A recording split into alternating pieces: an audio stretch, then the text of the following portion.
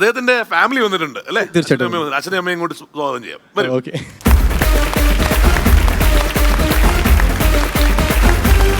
അമ്മ നമസ്കാരം.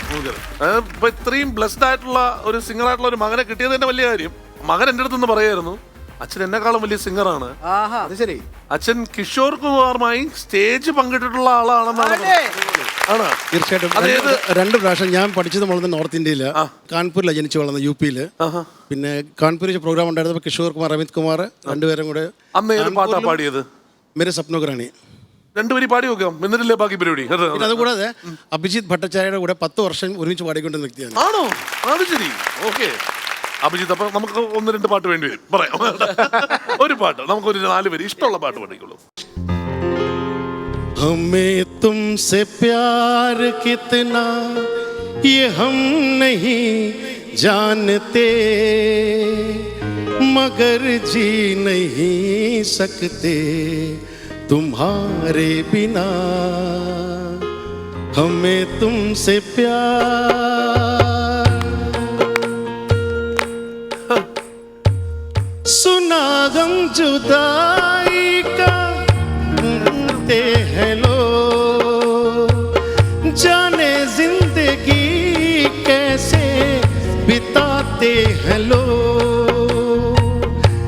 दिन भी यहाँ तो लगे बरस के समान. हमें इंतजार कितना ये हम नहीं जानते, मगर जी नहीं सकते तुम्हारे बिना. हमें तुमसे प्यार. ബ്യൂട്ടിഫുൾ. അമ്മേ, ഈ ഉദിത് നാരായണന്റെ കിഷോർ കുമാറിന്റെ ഇടയിൽ അമ്മ ആരാണ്? ആൽക്കയാഗ്നിക്കാണോ? അപ്പൊ നമുക്ക് നേരെ പ്രജോട്ടിലോട്ട് പോവാം. പ്രജോട്ടാ. പ്രതീക്ഷേ, എന്തോ ഇതിന് ആദ്യം പറഞ്ഞൊരു വാക്ക് ഞാൻ പറയാണ്, നിങ്ങളൊരു ബ്രില്യൻ സിംഗറാണ് കേട്ടോ. Thank you so much. പ്രതീക്ഷിന്റെ എല്ലാ പാട്ടിനും അസാധ്യ ഫീലാണ്. ഞാൻ എൻ്റെ ഒരു പാട്ടിൻ്റെ ഒരു സജഷൻ ചോദിക്കണ്ട, ഒരു പാട്ട് പാടാൻ. ഈ സഹാന എന്ന് പറയുന്നൊരു പാട്ടുണ്ട്, അറിയാം. 2 വരി പാടാം. തീർച്ചയായിട്ടും പാടാം. സഹാന സാരൽ തൂവദോ, സഹാന പൂക്കൾ പൂത്തതോ, എൻ വെൺവിളി തലയ്ക്കുമേൽ തിറന്നതോ, അടടാ அந்த வெண்ணில வீட்டுக்குள் நுழைந்ததோ, அது என்னுடைய தேநீர் கொண்டதோ, கனவோ நெஞ்சமோ காதல் மந்திரமோ.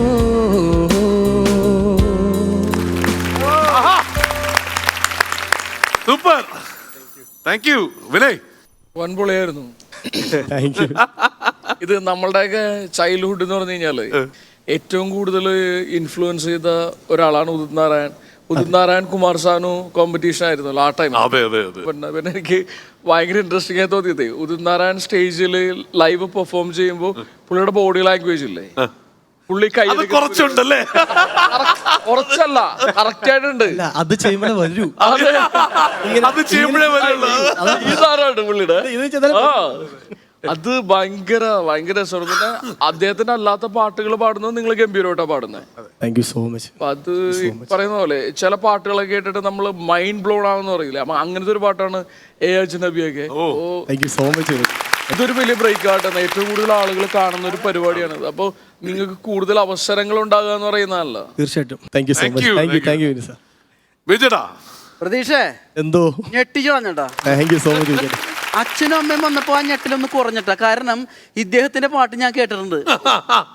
ഒരു 2 മണിക്കൂറോളം മാത്രം ഈ ചേട്ടൻ മാത്രം പാടിയിട്ടുണ്ട് ഒരൊറ്റക്ക് നിന്നിട്ട്. അപ്പൊ അത് പാരമ്പര്യമാണ് വേറെ. അപ്പൊ ഞാൻ ഞെട്ടല് എന്നിട്ട് മോനെ എന്തുകൊണ്ട് സംഗീതം പഠിപ്പിച്ചില്ല എന്നുള്ളതാണ് ചോദ്യം. അതെ. അപ്പൊ ആ ഞെട്ടല് കുറഞ്ഞെന്നുള്ള കാര്യം എന്താണെന്നറിയാമോ? ഈ അച്ഛന്റെ മോനാണല്ലോ, എന്തായാലും ചെയ്യുമല്ലോ അത്.